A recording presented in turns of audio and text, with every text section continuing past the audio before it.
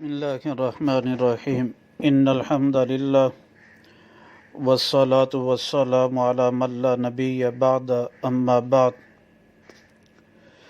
نبی پاک صلی اللہ علیہ وسلم کے چچا حضرت ابو طالب نے نبی پاک صلی اللہ علیہ وسلم کی بہت خدمت کی، لیکن آخر وہ ایمان نہ لے کر آئے۔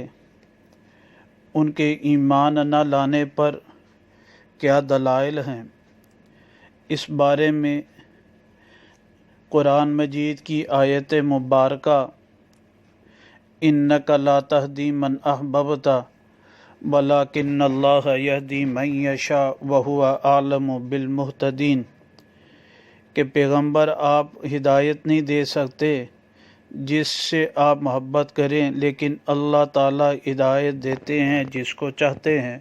وہ خوب سب سے زیادہ جاننے والے ہیں ہدایت دینے والوں اور ہدایت یافتہ کے بارے میں۔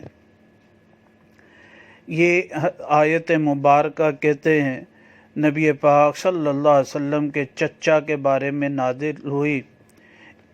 علامہ جلال الدین سیوطی رحمہ اللہ نے اپنی تفسیر الدر المنثور فی التفسیر بالماثور میں جلد نمبر 6 صفحہ نمبر 380 پر لکھا ہے کہ آپ علیہ الصلاۃ والسلام ان کے پاس گئے اور جا کے کہا، یا عمہ، اے چچا، قل لا الہ الا اللہ، آپ کہہ دیجئے کہ اللہ کے سوا عبادت کے کوئی لائق نہیں۔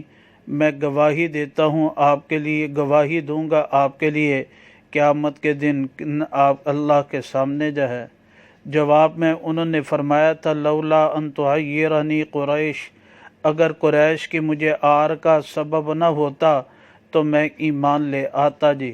پھر اللہ سبحانہ تعالیٰ نے اس پر آیت نازل فرمائی، انک لا تہدی من احببت ولکن اللہ یہدی من یشاء۔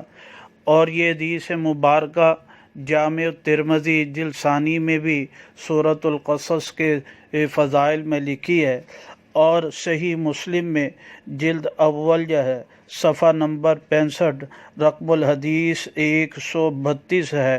اس میں ابو طالب کے بارے میں ذکر آتا ہے کہ آپ علیہ الصلاۃ والسلام ہمیشہ جو ہے ان پر ایمان کو پیش کرتے رہے۔ قال ابو طالب آخرہما کلمہم، کہتے ہیں کہ ابو طالب نے آخری جو بات کہی تھی تو وہ انہوں نے وَأَبَا أَن يَقُولَ لَا إِلَٰهَ إِلَّا اللَّهِ کہ انہوں نے لا الہ الا اللہ کہنے کا انکار کر دیا۔